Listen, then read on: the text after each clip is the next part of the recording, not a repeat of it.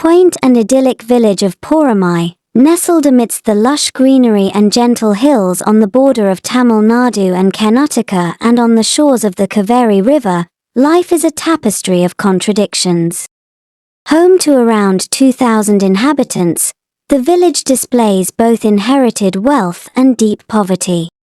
Caste issues are pervasive, and corruption infiltrates those in power. The various caste groups live in distinct wards, rarely intermixing.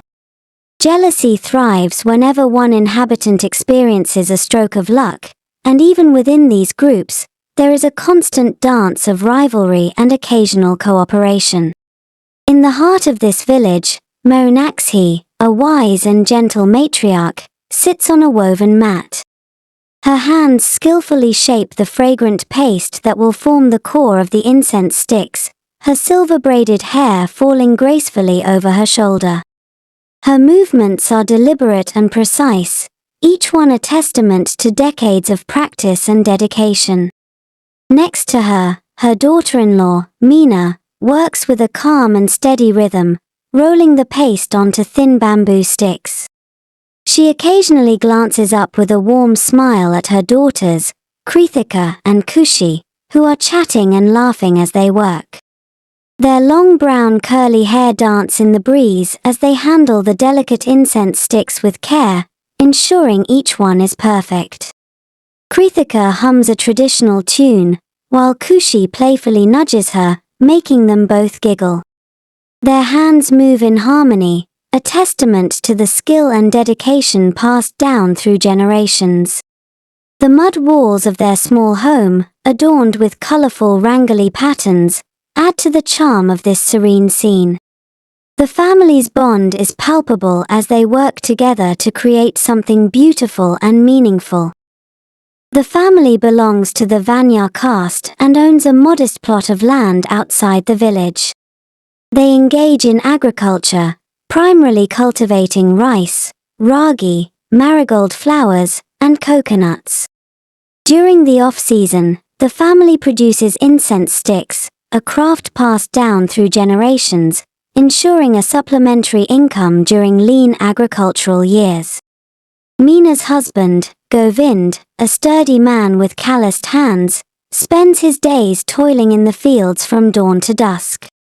Meenakshi's husband, Sundaram, though too old to participate actively, often watches over the family from his simple cot, offering words of wisdom and guidance.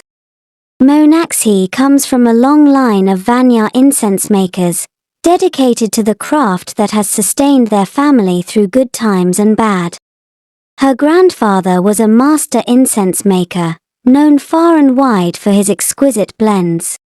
One evening, as the family gathers around after a long day of work, Meenakshi begins to recount tales from her youth, when the village thrived on the incense trade, led by her grandfather.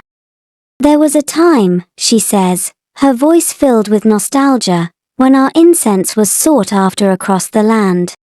It brought us prosperity and respect. We must strive to reclaim that legacy. The younger members of the family listen intently, their eyes wide with curiosity. Meenakshi's tales are not just stories, they are a link to their heritage and a source of inspiration. In the days of my grandfather, Meenakshi begins, Poraamai was renowned for its incense. Merchants from far and wide would travel to our village to procure our incense for their temples and homes. The incense trade was a vital part of our economy, and our village prospered because of it. She continues, her eyes shining with pride. My grandfather was deeply influenced by the Swadeshi movement led by Mahatma Gandhi. He believed in promoting local goods and supporting Indian craftsmen. During those times, many people in our village began to rely on British imports, but my grandfather stood firm in his commitment to producing high-quality, locally made incense. Mina, Kruthika, and Khushi are enthralled by the stories. Tell us more, Pati, Khushi urges, her young face alight with fascination. Meenakshi smiles, pleased by their interest. There was a particular incident that made my grandfather's incense famous, she says. One day, during a large gathering in a nearby town, Mahatma Gandhi himself visited and spoke about the importance of self-reliance. My grandfather, inspired by his words, presented him with a box of our finest incense. What happened then? Kruthika asks, leaning forward eagerly. Meenakshi's eyes twinkle with the memory. Gandhiji was so impressed with the quality and fragrance of the incense that he mentioned it in his speech. He praised the craftsmanship and dedication of local artisans like my grandfather. That endorsement brought our incense to the attention of many, and soon, demand for our product soared. Her tone then turns somber. But times have changed, she laments. After India's independence, members from lower caste groups, called scheduled castes, acquired this trade in their name. They now monopolize this industry, but many no longer produce the original quality. Instead, they use chemicals or lower quality materials, which allows them to sell the incense sticks at a much lower price. This has destroyed the high standards my grandfather upheld, and our family's trade has suffered as a result. Mina reflects on the importance of these values in their current struggles. We must uphold those principles, she says. No matter how difficult things get, we must remain true to our heritage. The sun blazed high in the sky, casting long shadows as Govind trudged home, his shoulders slumped with the weight of the day's disappointments. The monsoon, which should have arrived weeks ago, was nowhere in sight, and the relentless heat was taking a severe toll on the crops. The fields of rice and marigold, once lush and green, now wilted under the harsh sun, their leaves curling in silent plea for mercy. As Govind stepped into the courtyard, he wiped the sweat from his brow and let out a heavy sigh. Mina looked up from her work, concern etching lines across her forehead. What's wrong? She asked gently. The monsoon is very late this year, Govind began, his voice tinged with frustration. The continued heat is ruining the crops. The borewell we dug 4 years ago with that 300,000 rupee loan from Ravarana has gone completely dry. There's no water left for the fields. Mina's heart sank. The borewell had been their lifeline, a promise of sustained irrigation and a hope for better yields. Now, it seemed, that hope was evaporating with the relentless sun. The government says they will provide new seed for next year's crop and some money for the failed crop, Govind continued, his tone bitter. But I fear the higher castes and town officials will embezzle the share of government money allocated to our farm.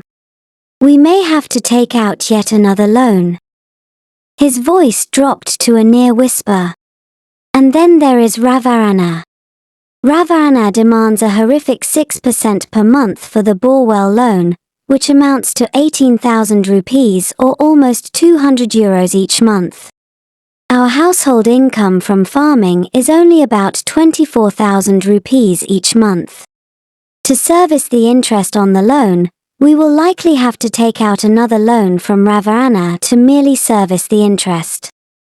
And did you hear the latest gossip about Ravarana? Govind asked his wife and his mother. She went to that house of the stonecutter Amar last night and told him that if he does not make the owed interest payments, she will take away his daughters and have them work for her at the Dhobi Ghat until the loans have been repaid. I don't really care about these low-caste outsiders, but this is just going a bit too far. But she is so powerful. No one, not even the wealthy of Poraamai, dare to raise a hand against her. She is well networked in the government as well. She can do as she pleases. I don't really want to beg her for another loan, but she monopolizes the money-lending business in this region. As Govind's words hung heavy in the air, Meenakshi, who had been quietly listening, spoke up. Her voice, though soft, carried the wisdom of years.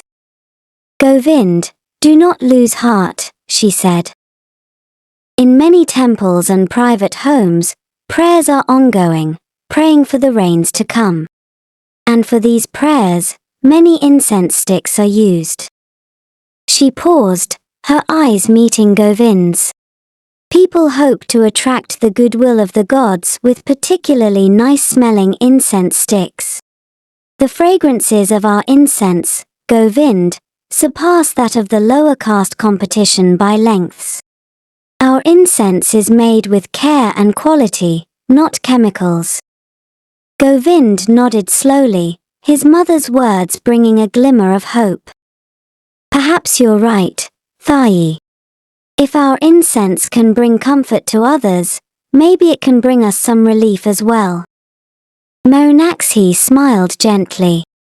"We have faced many challenges before and have come through stronger.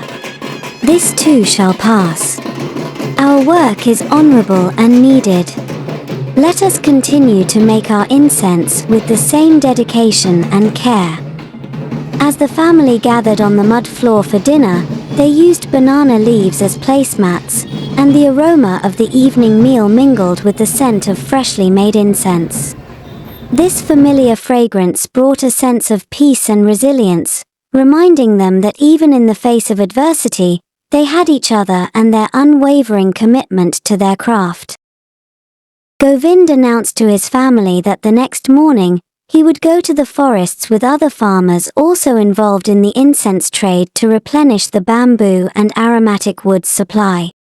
Since it was a Sunday, tomorrow, Kruthika immediately showed an interest in coming along, as she had not been to the forests yet, and her sister followed suit in the expression of interest.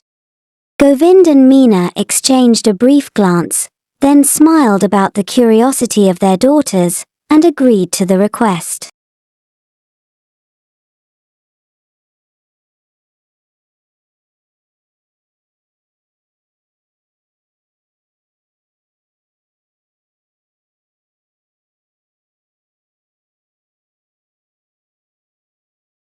This film was created by 20 village girls spread across Tamil Nadu and Karnataka. The girls filmed most of the scenes involving children themselves. The story is fictional and created by artificial intelligence. The story does not in any way relate to the people shown in the film. Please subscribe to this channel and share with your friends. Visit the channel frequently. We create stories about village life several times each week. Any profits will go back to the girls, their families, and other volunteers. Any volunteers interested in participating in the project can write to traditionalvillagegirls@gmail.com. Thank you from your traditional village girls.